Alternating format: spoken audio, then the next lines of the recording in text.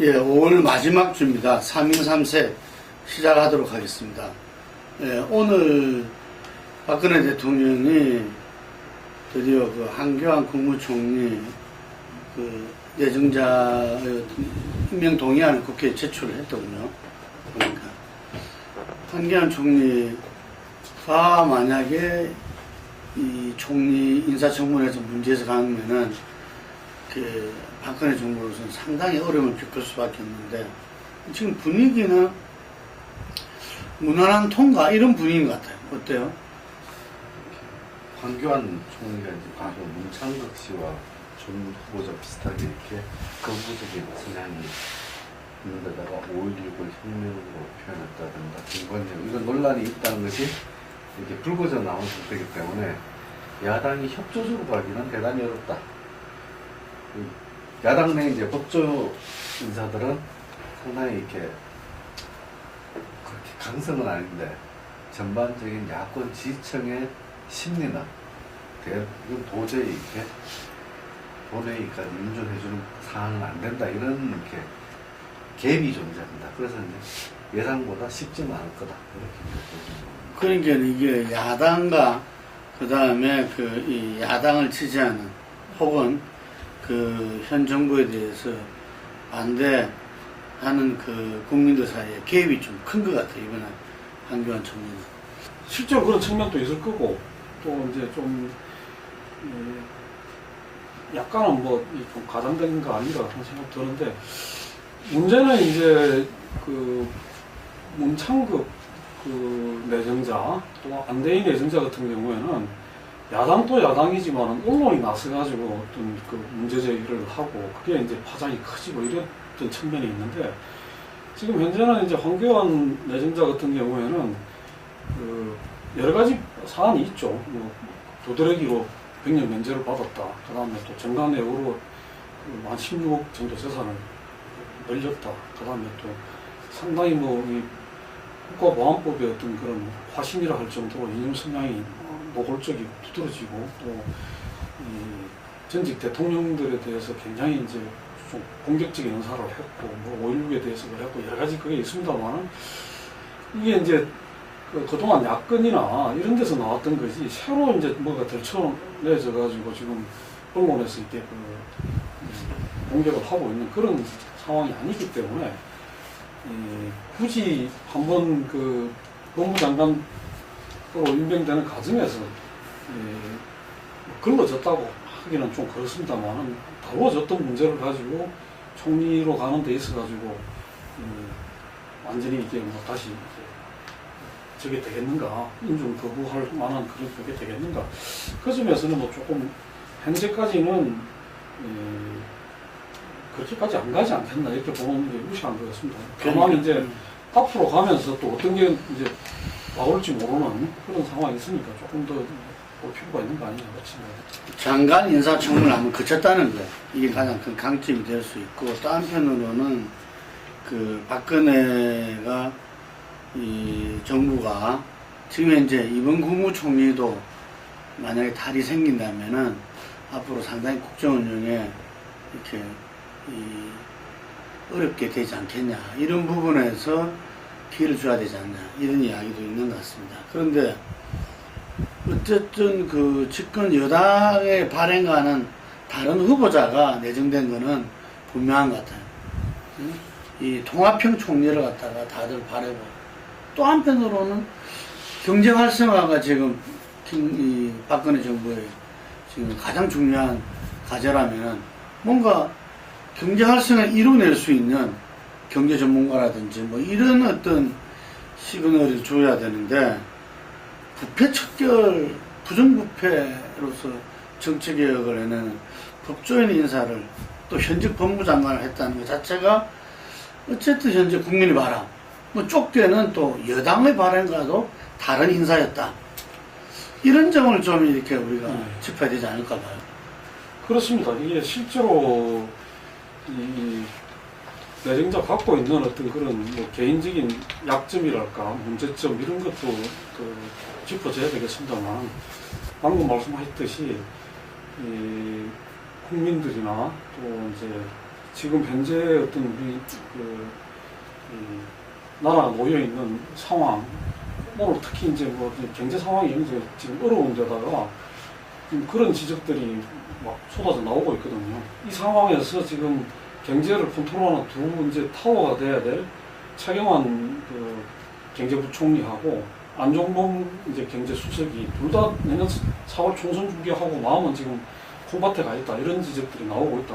그런 상황이라면 새로 임명되는 어떤 총리라도 경제에 대해서 조금이라도 그게 있어야 되는데, 이분을 총리로 내정하는 순간에 경제가 물 건너갔다, 이런 이야기들이 지금 일반적으로 나오고, 그리고 다시 이거는 결국은 이 전국을 그 강성 드라이브를 걸어가지고 사정 정국, 공안 정국으로 끌어가겠다는 거 아니냐. 물론 뭐 총리가 오히려 법무장관으로 있을 때보다 총리로서 어떤 그 검찰에 그거 하는 거는 제한적일 수도 있겠습니다만은, 그러나 이게 그 김기춘 비서실장부터 내려오는 그 인맥 속에서 이게 됐다고 한다면, 그렇게 보는 것도 무리가 아니지 않겠느냐. 그렇게 본다면 이 시그널, 그 인사라는 것이 결국은 앞으로 국정 운영의 방향을 어디로 간다는 걸 시사하는 시그널이라고 봐야 되는데, 그 점에 대해서 대단히 그 대통령이 이번 그 총리 내정에 대해서 여권 내에서도 좀 불만, 이런 것들이 제기될 수밖에 없는 어떤 그런 저간의 사정이 있지 않는가, 그렇게 봐집니다. 결국 역시나였는데 청와대에 대해서 평가는 어떻습니까? 공격형이 아니라 수명이다. 수명이라고 하면은, 공격형이라고 하면은 이제 약 공장에 말씀하셨듯이 이렇게 경제에 대해서 뭔가 선방을 뜬다든가, 남북 문제 교착 뚫는다든가, 또 외교적 관계를 이제 대외적인 관계를 뚫어낸다든가, 이런 나라의 어떤 국정을 공격적으로 이제 하면서 이렇게 민심을 수습하는 바람이 아니라, 이게 검찰을 장악해서, 이 검찰을 장악하는 것도 사정을 이끌기 위한 공격형이라고 하는 해석보다는 자신에 대한 공격을 막아내고 자신의 약점을 방어하기 위한 수병이다라는 해석이 더 강합니다. 그래서 황교안 총리 지명은 현재 정권의 수비형 체제를 갖춘 데다가 너무 급급한 거 아니냐. 스토커를 강화했다. 예. 그럼 뭐 그런 쪽으로 해석한 게 더 강합니다. 센터포드나 이 윙을 강화해야 될 시점에 수비신을 강화했다, 그런 이야기네. 그게 현재 1대0으로 치고 있는데 수비를 강화해버리는 상황이 되어버리죠. 그 현직 대통령들이 결국은 공권력으로서 이 미래 권력, 이 집권 세력 내에서도 미래 권력가를 컨트롤하고 또 야당뿐만 아니라 이런 건데, 역시 그 전형적인 어떤 그런 부분들을 또다시 이렇게 반복하는 거 아닌가. 굉장히 박근혜 대통령에 대해서 기대가 많았던 분들은 어떤 대통령보다도 좀 전향적인, 뭐 빚을 진 게 없으니까 부담 없이 전향적으로 남북 관계나 또 우리 경제나 또 국민 통합에서 갈 수 있지 않나 이런 생각하는데, 그 부분들이 이제는 전부 다 이제 거의 포기 상태 들어간 것 같아요. 원래 박 대통령 스타일 자체가 상대방이 자신을 공격하면 거기에 대해서 적절하게 수비하면서 역공을 펼치는 스타일이기 때문에, 과거 한나라 대표 시절부터 본인이 이렇게 전체의 그림을 그리면서 이렇게 그림을 그려서 공격적으로 전국을 이렇게 뭐 판을 짠다든가 이런 스타일이 아닙니다. 그러니까 대통령께서는 철저하게 자신의 어떤 주변과 자신에 대한 안위, 이런 부분에서 굉장히 수비형 스타일이다, 이렇게 오히려 보여집니다. 이것이 이번 인사에서도 아마 그런 부분들이 드러나는 게 아닌가 이렇게 보입니다. 예. 그 해프닝처럼 있었는데, 그 조윤선 그 정무수석이 그 사퇴한 거, 예. 그거는 어쨌든 간에 또 한편으로 보면은 여당에 대한 경고였다, 이런 해석도 그 있던데, 뭐 그런 해석도 있죠. 청와대에서 어떻게 보는 겁니까? 기본적으로 청와대가 이렇게 현재 오늘 지금 여야 합의안 자체가 사실상은 이렇게 청와대가 양보한 겁니다. 애초에 뭐 세금 폭탄이 이제 국민의힘 연계를 모은 거는 아니다라고 했지만은, 실제로 이제 새누리당에게 현재 안을 이렇게 양보를 하면서 거기에 대한 책임을 이제 조윤선한테 물은 결국된 부분이죠. 그러면 청와대는 이제 국민연금하고 연계할 수 없다라고 하는 원칙 입장을 고수를 하는 모양새는 비춰주는데 정치적으로는 뭐 부칙 삭제만 하고 이제 마무리 짓는 쪽으로 지금 가고 있습니다. 아, 부칙을 삭제한다고요? 아, 부칙 중에 연계한다고 하는 게 있습니다. 존중한다는 그 존중. 부분만 삭제해가지고 연결성을 조금 더 떨어뜨리는. 아, 누군가를 강화하는 거네요, 그러니까. 결국은 이번 이제 청문회 과정에서도 방금 우리가 이야기했던 이런 부분들, 그러니까 총리 내정자가 지금 현재 국정 과제라고 할 수 있는 이 심각한 경제 상황, 그다음 남북 문제 교착, 그다음에 외교적 어떤 그 혼선과 어떤 그 난맥상, 그다음에 또 이 국민이 그 완전히 이렇게 지금 갈라져 갖고 점점 더 이게 그 갈등이 심화되는 이런 문제들에 대해서 총리로서 어떤 그 저걸 갖고 있는지 이런 것도 좀 짚어지는 그런 청문회가 돼야 되지 않을까 기대를 하고, 그 과정에서 그 문제가 불거진다면 다른 그게 있겠습니다만, 그게 없다면 일단은 뭐 그 좀 지켜봐야 되겠습니다만 통과를 안 시키지는 어렵지 않겠나, 그렇게 보는 게 좀 상식적일 것 같습니다. 법사위에서 본 어떤 법무부 장관으로서 황교안 후보자는 뭐 무난했다. 예를 들면은 또 좋게 보면 좀 외유내강 스타일이다. 이런 이야기들이 있더라고요. 그래서 아마 더 다른 어떤 문제가 불거지지 않는다면은 정책적 부분에서 그 황 후보자도 나름대로 좀 성의를 표시하는, 예를 들면 뭐 그런 정도에서 이번에 총리 인사청문회는 가지 않을까 이렇게 예측이 되네요. 그 지난 토요일이 노무현 대통령 6주기였습니다. 그래서 그 추도식 과정에서 그 노건호죠, 아드님인 그 노건호가 추도사에서 세게 그 김무성 당대표가 참석했는데 뭐 어떤 면에서는 뭐 질타했죠. 이게 그래서 이 부분이 또 친노의 본색이 드러났다, 짜놓은 스토리다, 뭐 이런 이야기도 있고, 뭐 어쨌든 간에 아들로서 참 복받치는 감정을 갖다 표현한 게 것이다, 그 이상 그 이하도 아니다, 뭐 이런 말도 있고. 또 한편으로 또 김무성은 그 이후에 오히려 더 지지도가 올라가는 뭐 이런 부분도 속으로는 웃고 있다, 뭐 이런 이야기도 있고. 오늘 보니까 또 노무현에 대해서는 이제는 공만 이야기하자, 지방 분권을 갖다가 이렇게 시도하고 그 해내는 그런 대통령이었다, 이렇게 나오는데 두 분 다 어떻게 보셨습니까? 저는 뭐 하여간 그 산에 있다가 늦게 봤어요. 늦게 봤는데 깜짝 놀랐습니다. 깜짝 놀라고 그 SNS에 누가 올려놨게 들어보니까 뭐 첫 그거는 느낌은, 야 이거 진짜 이렇게 면전에서 이야기할 수 있는 그 용기가 있는 거 보니까 역시 그 노 대통령 아들답다 이런 생각이 들었는데, 이게 가져오는 이제 파장이 어떻거나 이런 부분에 대해서 생각을 하니까 참 여러 가지 생각이 많이 들었습니다. 근데 결국은 이게 이제 좀 극단적으로 말하면 열강적으로 한편으로는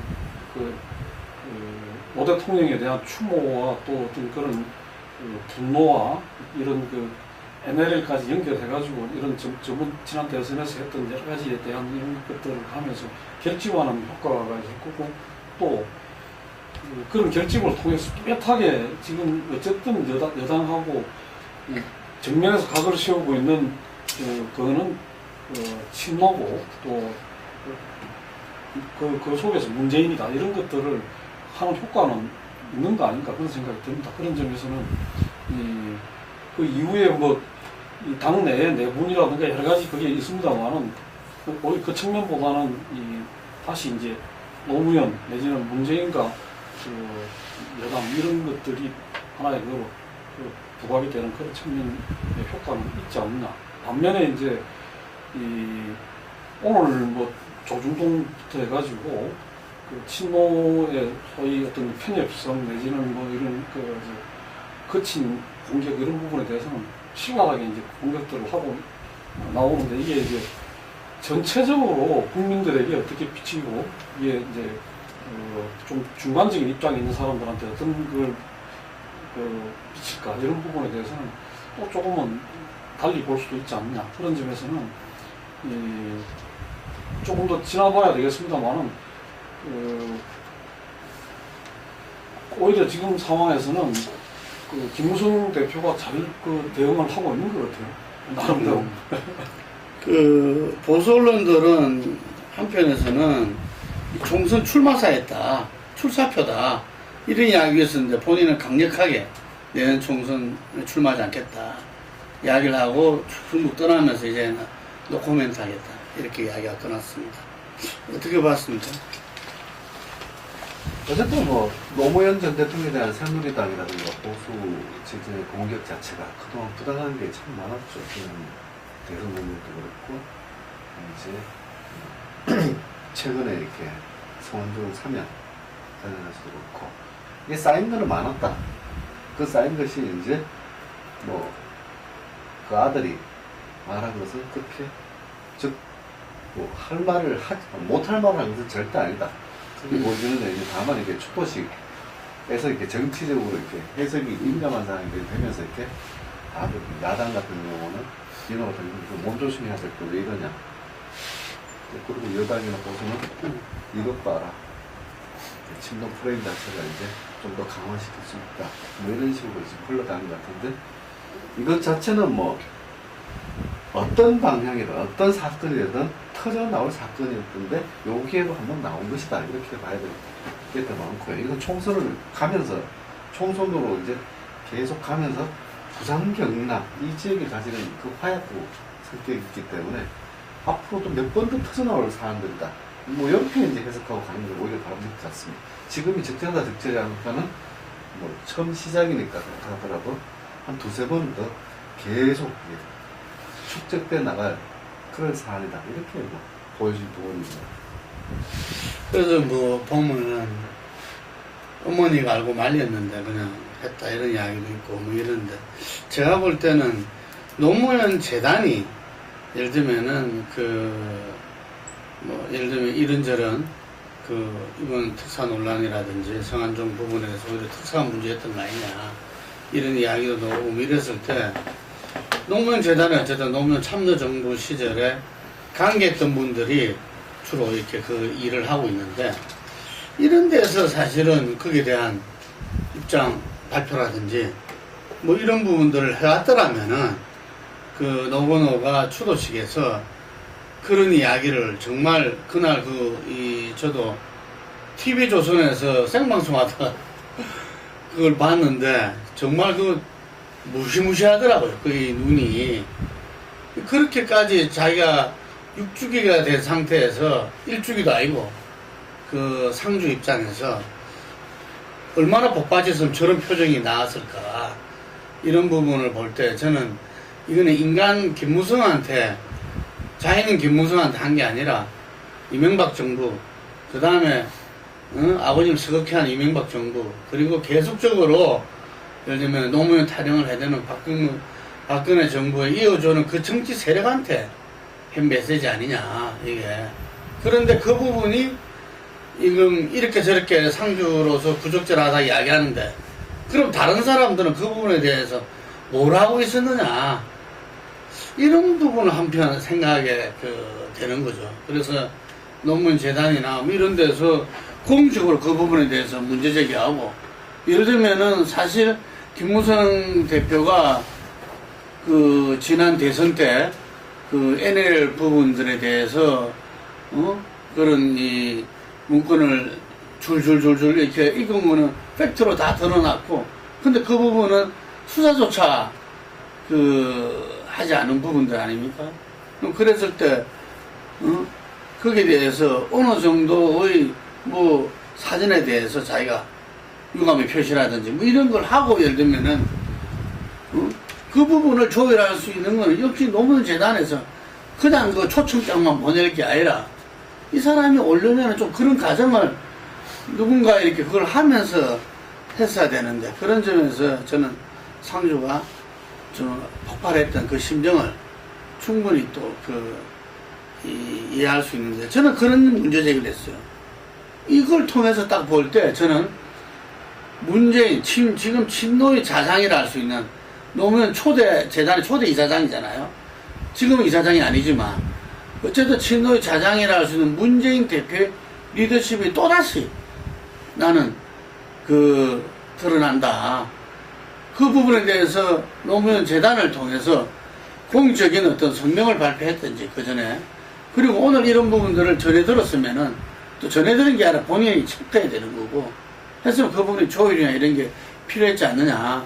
온 국민이 주목하는 6주기 추도식에 정말 노무현 정신을 이어받고 계승하는 그런 자리로서 당당하게 국민과 이 보수 세력에도 이야기할 수 있는 그런 자리가 돼야지 완전히 한 끈 잡았다고 매도당하는 그런 자리가 돼버려가지고 굉장히 아쉬운데 이 책임은 어쩔 수 없이 친노의 자장이고 현재 당대표인 문재인 대표가 책임을 질 수밖에 없는 거다. 이러고. 근데 제가 이제 그 노무현 대통령 돌아가셨을 당시에 이제 그 봉화마을을 갔었는데 그때도 이제 이명박 대통령 그 조화가 왔는데 그게 막 박살이 나고 그게 뭐 아주 분위기가 험악했죠. 처음에 극장도 안 한다고 네, 그랬죠. 그리고 이제 그 봉화마을이 갖고 있는 어떤 그런 좀 사람들한테 주는 물크한 게 있어요. 그 바로 앞에 바위가 있고 또 떨어져서 돌아가신 바위가 있고 이제 그런데 한편으로 또 그런 생각이 듭니다. 만약에 이제 노건호 아드님이 이제 그런 발언을 안 하고 그렇다고 해서 그러면 새정치연합에서 온 사람들한테 대해서 일부 이제 친노 사람들이 공격하고 내지는 하고 하는 현상이 없었겠느냐. 그거는 또 다른 차원의 문제거든요. 그렇다면 이 부분이 없고 그것만 이제 연출이 됐다면 그것도 또 마찬가지로 말이지 친노의 편협성 내지는 뭐 이렇게 비노 사람들 내지는 뭐 자기들 마음에 안 드는 사람들은 전부 다 이제 공격을 당했다 이런 식으로 하면서 저거 했지 않겠느냐. 그런 점에서는 큰 그거에서 김무성에 대해서 그런 이야기를 함으로 해가지고 이 부분은 오히려 또 좀 뭐랄까요, 비중이 좀 줄어드는 그런 것도 있었던 거 아닌가 그런 생각도 들고. 그래서 노무현 재단에서 이렇게 예전에 이렇게 이제 남북 정상회의록이라든가 성화까지 다 해서 특별상자 해가지고 성명을 꼭 대응을 했습니다. 근데 이게 정치적 파급력이라는 게 한편 무인지경이었습니다.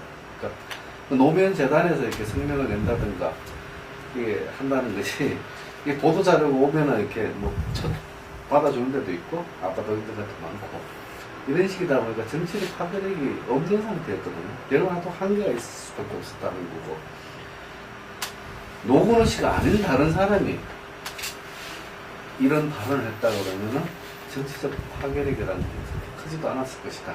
이렇게 생각이 들고 다음에 이제 이날 이제 상황에서 이제 이날 이렇게 노건호 씨가 이렇게 추도사를 하고 난 이후에 24일, 25일 이때 이제 상당히 이제 이쪽 에너지가 특히 이제 이쪽 친노 쪽 에너지들, 대중 세력 에너지들이 만만치 않다는 것이 드러나면서 이렇게 이게 조금은 이제 전국에 향후 정국에 상당히 이렇게 변수가 되겠구나 이런 감각, 이런 생각도 확실하게 심어주는 사실입니다. 꼭 이렇게 뭐 프레임이다, 친노 프레임이다 꼭 이렇게만 볼 게 아니라 그쪽에 에너지가 숨어있다 뭐 이런 느낌을 들게 했습니다. 자, 드디어 김용건 전 교육감 혁신위원장을 수락했습니다. 지금 혁신이 구성은 이번 주에 구성되는 겁니까? 예. 구성을 하고 이제 혁신의 방향에 대해서도 조만간 아마 기자회견을 통해서 구상을 좀 밝히겠다 그런 이야기를 내놓으시는 것 같아요. 그래서 이제 구성, 혁신이 구성에 대해서 또 이제 혁신위를 통해서 구체적으로 어떤 걸 다루고 어떤 어떻게 가겠다는 거를 좀 이번 주 중에 밝힐 것 같습니다. 예. 지금 그 김상곤 그 혁신위원장이 말하자면은 지금 그 개파 등록제입니까? 그 전에 한때 한번 이름도 놓기도 하고 했다는데 개파 등록제 뭐 그리고 조국 교수를 갖다 위원으로 그 해가지고 뭐 호남 중진 물갈이론 뭐 예를 들면은 뭐 486까지도 거론되고 하던데 어떻게 보고 있습니까? 뭐 지금으로서는 이렇게 칼날을 안 빼고 계속 그렇게 호남 물갈이를 이렇게 계속 풀려서 이제 이른바 이렇게 뻥카드를 계속 치는 단계다 이렇게 봐야 될 것 같습니다. 그러니까 우선은 이렇게 분위기를 잡아가는 것이 혁신위가 이렇게 힘을 가질 수 있는 유일한 근거이기 때문에 여러 가지 이제 언론에다가 띄우고 또 그것을 또 정리하고 그리고 민심을 모아가고 뭐 이런 부분으로서 나가는 하나의 어떤 뻥카드를 중에 하나가 아니겠느냐 이렇게 이제 보는 게 맞습니다. 아, 뻥카. 예, 이제 구체적으로 실천을 담보한 어떤 이 안으로는 안 갈 것이다. 아니 뭐 갈지 안 갈지는 이제 그 추후에 민심의 동력이 어떻게 따라오느냐에 따라 달려있죠. 조국 교수 같은 경우에는 좀 구체적으로 이야기를 전번에 뭐 4선 이상 뭐 이런 이야기를 하고 했는데 그게 이제 만약에 이게 그 혁신안으로 해가지고 5의원 뭐 선수를 제시하면서 한다는 그거는 성립되기가 굉장히 어려운 거고 또 이제 거기에 뭐 이런 걸 친노나 호남 불가리 이런 식으로 하는 것도 그 정치 상식에 맞지가 않죠. 그러니까 객관적인 기준을 뭔가 제시를 해가지고 예를 들어갖고 뭐 부패 혐의가 있다 내지는 무슨 그 당의 단합을 제외하는 뭐가 있다든가 아니면 뭐 이런저런 어떤 그런 누구나 그 통용이 되기도 하고 또 그러나 거기에 무슨 그 하자를 걸기가 어려운 그런 기준을 어떻게 만들어가지고 그게 이제 국민들이 보기에 저 정도면 누가 대충 걸릴 것 같고 또 그렇게 한다면 뭐 하면 조금 기대를 해도 되겠다 이런 걸 만들어내느냐 이게 이제 이 용어를 뭐 5의원들은 안 된다 호남만 안 된다 이렇게 갈 수는 없는 거란 말이에요. 그리고 친노 안 된다 그것도 안 되는 거고 그렇다면 그런 용어가 아닌 내용을 가지고 포장을 잘 해가지고 그 객관적인 기준으로 결국은 이게 뭐 박영선 의원도 그런 이야기를 했습니다만 일정하게 혁신이라는 게 사람에 대한 어떤 그런 그거 없이는 지금 뭐 아무리 제도만 갖고 논하고 어떤 뭐랄까요 수상적으로 이야기한다고 해서 사람들이 받아들이는 게 한계가 있기 때문에 지금에서는 뭔가 분명한 그게 나올 수밖에 없고 그거를 어떻게 포장하느냐가 지금 이 사람들이 이제 고양이 목에 누가 방법을 다느냐는 식으로 걸려 있는 거 아닌가 봐집니다. 4.19 재보선이 끝나고 한 달 지금 그때 한 달 남았는데 이게 4.19 재보선을 이렇게 패배 이후에 야당이 스테이지절에 수습되는 과정이 혁신위와 조국 씨 조국 씨가 한 4가지 기준을 나오면서 4.19 재보선 패배 이후에 문재인 사퇴론 자체가 다 정리가 된 상태입니다. 그러니까 이게 조국 벙카가 확실하게 흐르게 있었던 거죠. 혁신위도 지금 현재 여러 가지 이제 말들이 나오는 것은 실제로 이렇게 뭐 실제 그렇겠다기보다는 상당히 이렇게 분위기를 잡아나가는 정치적 행위의 하나다 이렇게 이제 익혀지는 거예요. 실제 이제 문재인 대표의 실제 혁신의 기준은 굉장히 어려운 지점을 향하고 있는 건 사실입니다. 이게 경선에서 공정한 경선, 뭐 누구를 치겠다 이런 부분도 있겠지만 전략부도 있겠지만 공정한 경선을 어떻게 만들 것인가 이것이 이제 실제로는 김상곤 혁신위원장도 이게 제일 어려운 문제로 보여집니다.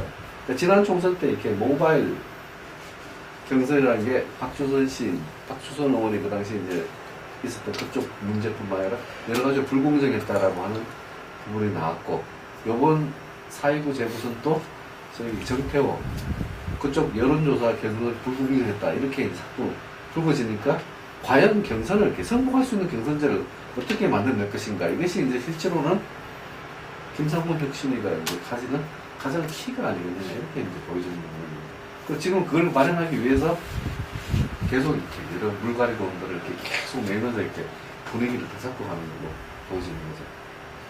그러니까 이제 제가 볼 때는 어쨌든 간에 그 현재 당이 뭐 대표가 사퇴하고 또 어떤 측면에서는 당이 분당 상황으로 가고 할 때는 아니다라는 것은 친노 비노가 다들 공감하고 있었던 것 같아요. 그래서 말로는 어쨌든 대표 사퇴 이러고 했지만 어쨌든 대표 사퇴의 국면을 넘어갈 수 있는 명분이 필요했던 거고, 그런 면에서 뭐 조금 전에 이야기한 그 조국 교수의 뻥카가 뭐 하나의 그 명분을 준 거 아니냐.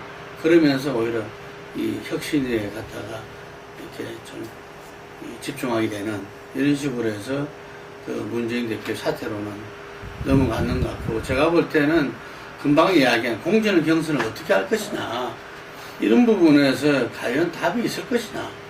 예를 들면 미국에서 하는 그 오픈 프라이머리라든지 그 다음에 미국도 그냥 완전 국민 경선만 하는 게 아니라 코커스라 해서 당원들만은 주마다 성격에 따라서 다 달리하고 있거든요. 근데 우리는 그런 완전 국민 경선제를 하더라도 그게 참여한 사람이 누구냐?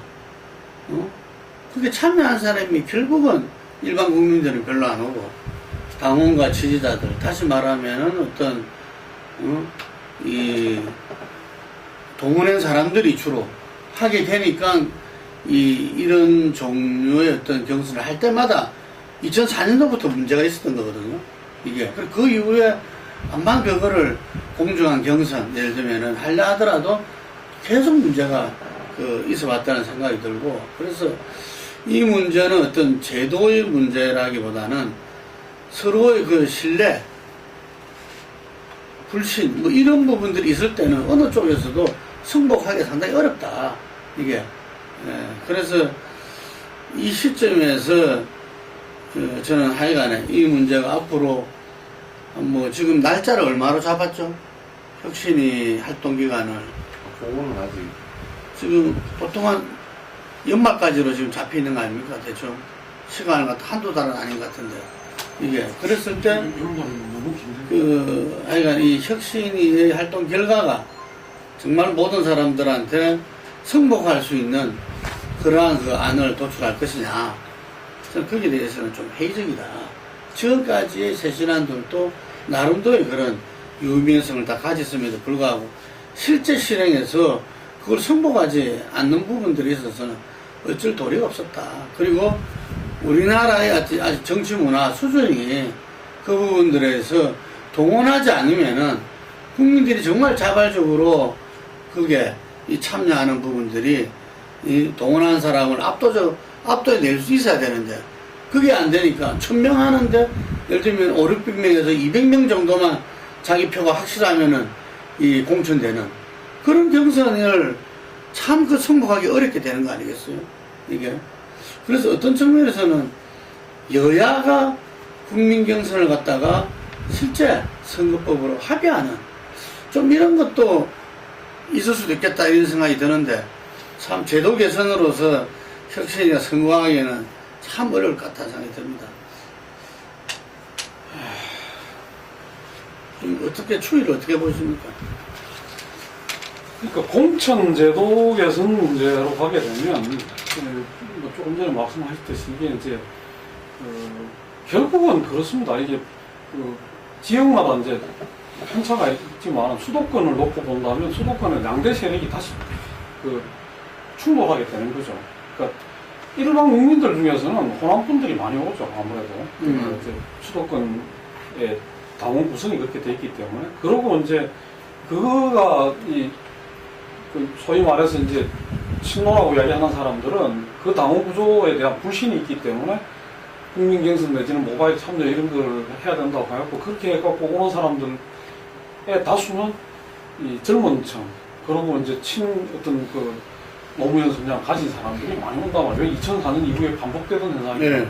그러다 보니까 이제 기존의 당원 구조가 비교적 좋은 곳은 그런 쪽이 유리하고 또 당원 구조가 좀 흐트러져 있고 그래서 이제 동원하는 사람들을 많이 하는 게 유리한 쪽으로 가면 또 그게 결과가 또 이제 저쪽이 유리한 친노 쪽이 유리한 이런 그게 되기 때문에 어떤 것이 정답이다 이런 걸 하기가 참 어려운 네. 거죠. 어려운 건데 문제는 그래서 이제 조금 전에 말씀하셨듯이 양쪽 다가 승부할 수 있는 그 지점이 어디냐 이걸 찾아내야 되는데 사실은 답이 잘 없다고 봅니다. 왜냐하면 다 지금 현재 과거같이 당원 구조를 갖고 있는 정당이 아닙니다. 지금 그 새정치연합이 거의 다 지금 뭐 아시다시피 지구당 자체가 없어지고 이 당협이나 뭐 이런 거로 보면서 훨씬 더 이전에 어떤 그 DJ 시절보다 당이 지금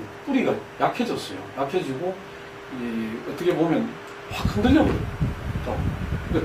제대로 된 어떤 관리된 당원 명부도 없을 겁니다. 그런 상태에서 그래서 저는 그렇게 답을 찾으려면 참 쉽지가 않다는 점에 동의를 하고요. 그러나 한편으로 이제 지금